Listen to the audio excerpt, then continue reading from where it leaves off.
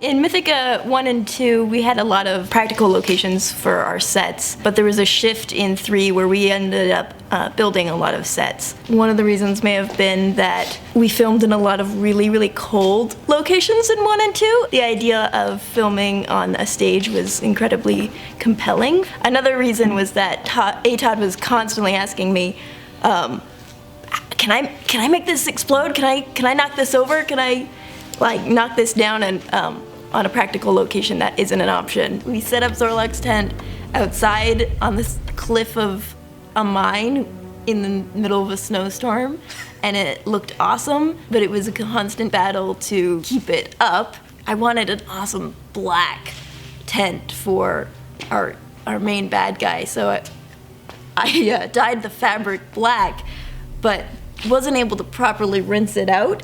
And as the snow started falling and melting, it started dripping black dye over everything and everyone inside it, so that was a fun adventure. And then we ended up changing our Zorlok, and we got to set it up again, but this time we did it inside.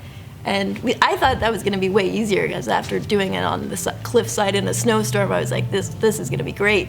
But at that point, we were in the stage, and there wasn't a place to dig the poles into, and so we had like a crazy contraption of ropes and walls to hold things up. Presented its very own unique challenge, to say the least. But the second time, we got to make it bigger. We did get to make it bigger and better. Bigger and better, and it worked out. We did a lot of practical on-location shooting for Mythica 1 and 2, including caves. Each cave that we went to presented a different problem, whether it was the amount of space or how much lighting we had to have in there, but then not being able to hide the lights. Building a cave seemed very enticing. It made more sense to build it and be able to spend the proper amount of time in there and do the things that both Todd and Anne wanted to do. This was the first time I've built a cave, so I contacted a lot of my instructors from the American Film Institute where I went to school. A lot of the advice that they gave me was for large budget building caves, which was awesome. They showed me amazing behind the scenes videos of what they were able to do with their budget and resources. We had an art crew of about, I think, 5 to 6 people, including Kurt and myself, to build our cave, and much more limited resource for what we were building it with. So we came up with the stick and lathe method,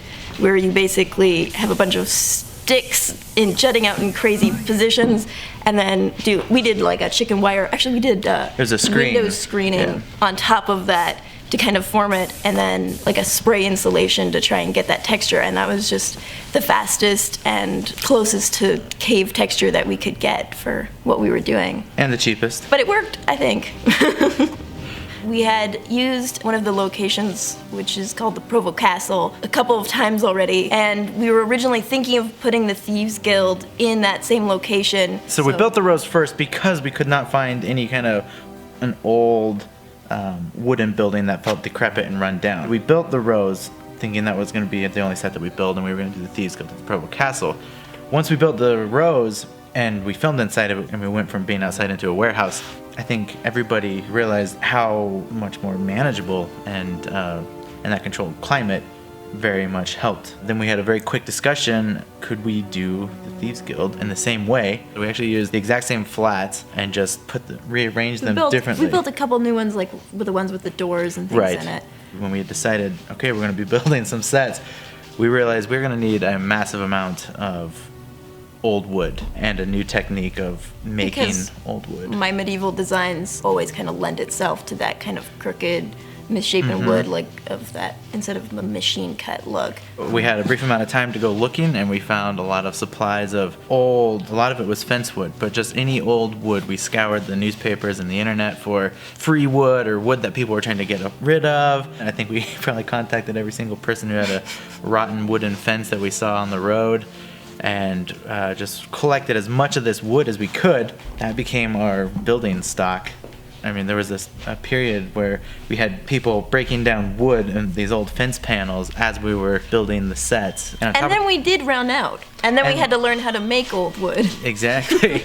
Which a lot of our big set pieces that we had to create, we had needed larger pieces that we couldn't find. We ended up doing a very intense sanding, so to speak, on the wood that really kind of brings out the grains and makes it look like it's been weathered. The staining and the coloration process of that, trying to find something that makes the wood look naturally aged. And the Thieves Guild, almost everything in there had to be done that way. We wanted to have doors blowing off and staircases, whatever, crumbling, and guys going through walls. So all those things were happening in the Thieves Guild, and that was one of the more fun things I think about the Thieves Guild, was that we built it to destroy it. And it also allowed us opportunity to make our giant torturing device, which was kind of our own modified version of a Halifax gibbet, which Thane rests in most of Mythica 3. For the machine to feel big enough and threatening enough to Adam, who plays Thane, it needed to be very tall and very big. And so doing that in the warehouse with the second story allowed us to build this 14-foot contraption that literally looked very dangerous and capable of killing a man. Filmmaking is all about having things exactly right. You want everything to feel as real as possible. Specifically in the fantasy genre, you get to explore these worlds that are fun, and Right. I think that's part of the excitement of watching these types of movies, is getting to kind of go to a world that you don't normally get to see on an everyday basis. The chance to build something kind of crazy or amazing is very fun and suited to that genre. After we had done the rows, I kind of hoped that we sparked a bug in Kynan and Jason of this idea of building sets, and we're in Mythica 5 now, and I feel like more than 50% of this of the movie is now in sets, and I think we have kind of sparked a new, or maybe created a monster of wanting these awesome sets. 2 movies later, we are still building and building more and bigger things. Yep. Yep, it's bigger.